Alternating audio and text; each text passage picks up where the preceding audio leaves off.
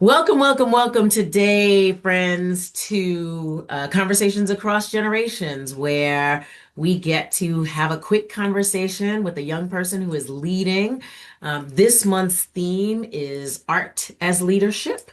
And I'm Kaya Henderson, the Executive Director of the Center for Rising Generations.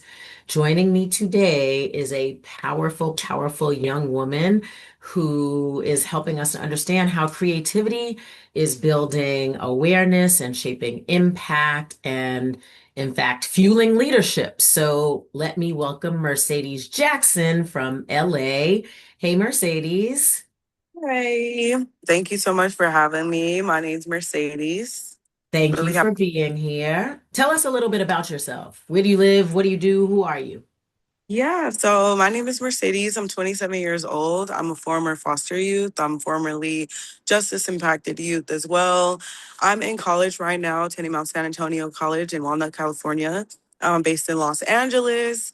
Um, my What are you background studying? Sociology with an emphasis Mhm. on social work and psychology. A lot of my background is in helping people and just advocacy, policy advocacy, youth mentorship, peer mentorship, and just art, creative, just art. Uh-huh. Okay, we're going to get into the art piece in a minute. What made you decide sociology and psychology? Psychology kind of came with the sociology. I wanted to do sociology because I wanted to be a social worker. And Hmm. that came from me just seeing how the system was failing me and a lot of the other youth when I was inside of it. But also, I realized as I went through school that I wanted to do more policy advocacy. I wanted to be able to influence these policies that were brought into law to, you know, for these group homes and foster homes and the systems to follow. And as I was moving through school, I wanted to get more into psychology to understand people better, to kind of understand different ways of how people develop in their brains and how they think. And there's just a lot to it. I feel like looking at the world through a psychology lens can be um, very aware sometimes, but it definitely helps me connect with people better, which I really wanted to do. So. Okay, and when and how did you become an artist? I feel like I've always been an artist since I Hmm. was a little girl. I've always knew that I had a taste for art. Like I loved being creative. I loved music. I loved dancing and singing and just all of it. Where I am currently doing a lot of art with Arts for Justice Healing Network, AHJN, which is an organization that supports formerly justice impacted youth to be able to express their art and through their studios, whether that's writing or rapping, singing, dancing. We have a conjointed space called Hip Hop Theater where we put on a whole theatrical play and we do the soundtrack and we the costumes, everything. And it's just so amazing, to be able to connect with the community like that, get close to each other and get our art out there, get it seen, get it heard, and just have fun while we're doing it, being expressive. It's really healing. It's definitely what it says it is, Arts for Justice Healing Network. Um, I'm really happy to be a part of that space. I feel like I've been connecting a lot with my peers and learning a lot. So, yeah, it's definitely one of the places where I get to express myself creatively. Outside of that, I really like to just dance. I take dancing classes and things like that.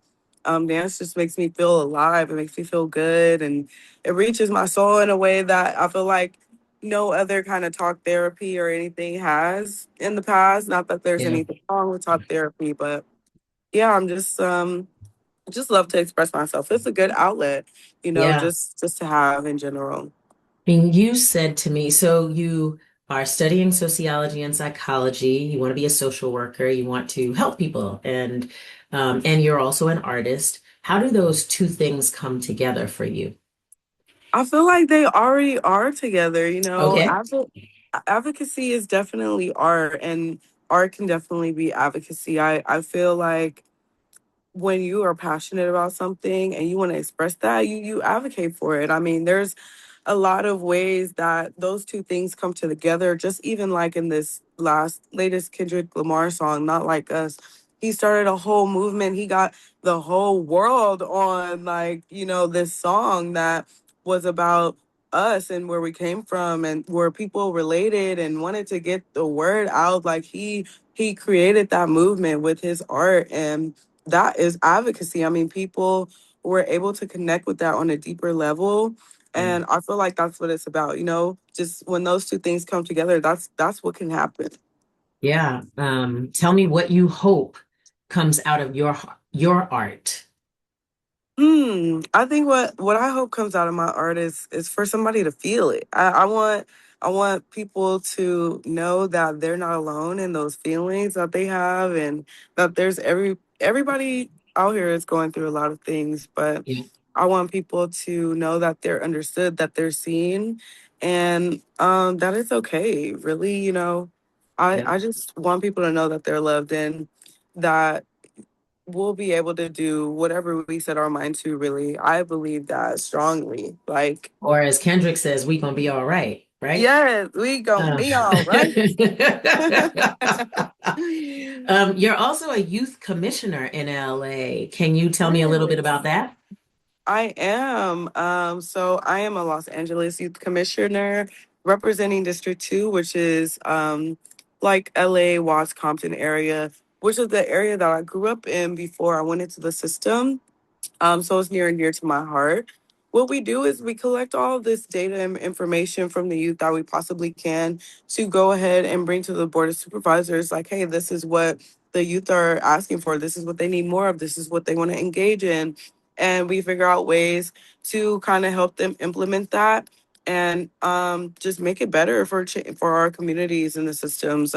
We represent all of these different districts, which are these different cities in Los Angeles, and they just come together so that we can be able to, excuse me, so that we can be able to just make changes in the communities. We And have what are listening the, sessions. okay, Huh? go ahead. No, go ahead. Yeah.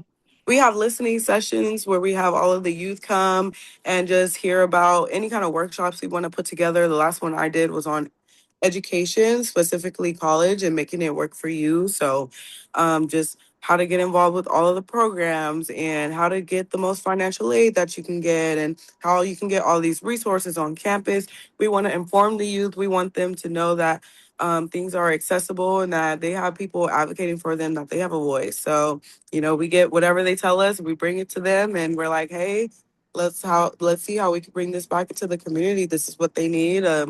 For the most part, the topics have been like mental health, employment, housing, accessibility. Those are for a lot of the big things all around. But yeah, that's what we try to get done.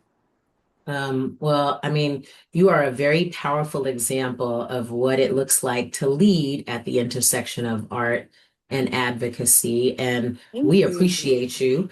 We talk all the time at the center about young people shaping tomorrow, starting today, and you are doing that through your art and through the work that you do on a youth commission. So we appreciate you. Um, to our audience, I hope you enjoyed this conversation. Make sure to check out Mercedes' music and visit the Arts and Healing Justice Network to learn more about the great work that they are doing with justice impacted youth. And keep following all of these extraordinary young people to learn more about the work that they are doing to move their communities forward. Thank you for joining us, and we'll see you next month. Bye.